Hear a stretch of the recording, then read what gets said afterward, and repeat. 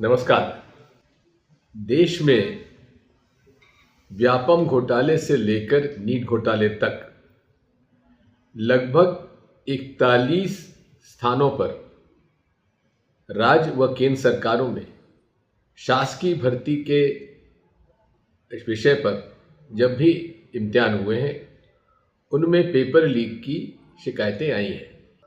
यदि हम वापस जाएं व्यापम प्रकरण में, तो सीबीआई को माननीय सुप्रीम कोर्ट ने केस सौंपा था, लेकिन स्वयं सीबीआई ने जिस प्रकार का इन्वेस्टिगेशन किया उसमें उन पर खुद पर भ्रष्टाचार के आरोप लग चुके। पूरी तरीके से सुनियोजित ढंग से इस देश में जितने भी या तो रिक्रूटमेंट के लिए या नीट जैसे इम्तिहान के लिए, जिस तरह से इंजीनियरिंग और मेडिकल कॉलेज में भर्ती के लिए होते हैं, क्लैट में होता है, ऐसे लगभग 41 प्रकरण सामने आए पिछले 5 सालों में। और इसमें दुख इस बात का है कि प्रधानमंत्री जी आज चुप हैं। लाखों अभिभावकों ने करोड़ों रुपए खर्च करके, सैकड़ों करोड़ रुपए खर्च करके सब मिलाकर उन्होंने अपने बच्चों को कोचिंग दिलवाई।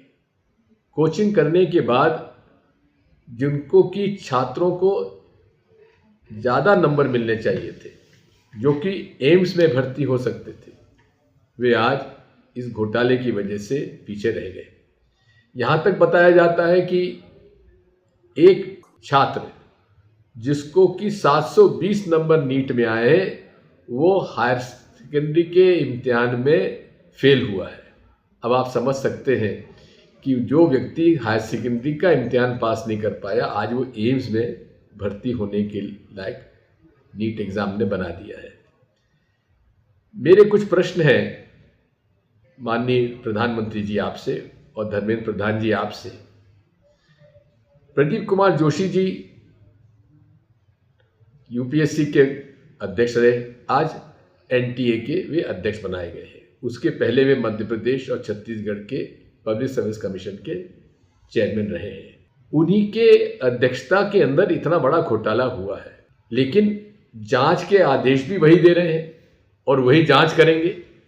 यदि जिसने जुर्म किया है उसी को जांच सौंप दी जाए, वही प्रोसिक्यूशन का एक अंग बन जाए, तो आप समझ सकते हैं ये घोटाले कैसे कम होंगे। ये सब घोटाला करने वाले लोगों का एक समूह है, पूरे देश में एक माफिया बन चुका है। जिस दिन नीट एग्जाम हो रहे थे, बिहार में मामला पकड़ा गया, पुलिस में रिपोर्ट दर्ज हुई, गुजरात में शिकायत दर्ज हुई है। लेकिन नीट के एनटीए जो कहते हैं कि इसमें कोई दिक्कत नहीं है, कोई अनियमितता नहीं हुई है, ग्रेस मार्क्स दे दिए गए, और कई लोग जो ग्रेस मार्क पाकर और 720 नंबर उन्होंने पा दिए। अनेक जो प्रश्न है मैंने अपने सोशल मीडिया पर डाले हुए हैं, उसका जवाब सरकार को देना चाहिए। मैं तो कहूँगा कि माननीय प्रधानमंत्री जी, यदि आप वाकई में इस देश में निष्पक्ष भर्ती अभियान चलाएंगे सरकारी नौकरियों में, तो आपको तत्काल जितने भी डायरेक्टर्स हैं और जो चेयरमैन हैं एनटीए के, उनको तत्काल वहाँ से हटाइए और उनके खिलाफ कार्रवाई करिए। मैं ये भी मांग करता हूँ कि टेक्निकल फॉरेंसिक जांच पूरी इसके इम्तिहान की होना आवश्यक है, जिससे कि दूध का दूध पानी का पानी हो जाए। मैं आज इस अवसर पर माननीय प्रधानमंत्री जी आपसे ये भी अनुरोध करूँगा कि इस पूरे नीट इम्तिहान को आप कैंसिल करिए और फिर से इसका इम्तिहान करवाइए, क्योंकि जो लड़के 720 नंबर पा गए हैं वही आज पूरे के पूरे एम्स पे कब्जा कर लेंगे। आप समझ सकते हैं कि एम्स जो हमारी एक प्रीमियर इंस्टीट्यूशन है देश की और अंतर्राष्ट्रीय क्षेत्र में उसका नाम है, उसको भी आप लोग ऐसे लोगों से अगर भर्ती कराएंगे तो हालत क्या हो सकती है आप समझ सकते हैं। इसलिए साथियों, हम सबको इस घपले के खिलाफ आवाज़ उठाना चाहिए और इस घपले के खिलाफ आप न केवल आवाज़ उठाएं, लेकिन जन जन में जाकर इसको हमें एक्सपोज करने की आवश्यकता है, इसे उजागर करने की आवश्यकता है। और हमारी सहानुभूति पूरी उन सब हमारे अभिभावकों के साथ है, उनके माता पिताओं के साथ है, जो बच्चे कोचिंग कर 2-2, 3-3 साल से कोचिंग करने के बाद भी इस घोटाले में फंस गए और वे आज नीट एग्ज़ाम क्लियर नहीं कर पाए।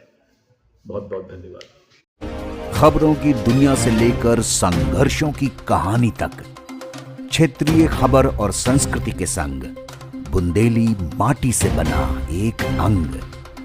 बुंदेलखंड 24/7, स्वतंत्र बुंदेलखंड, सफल बुंदेलखंड।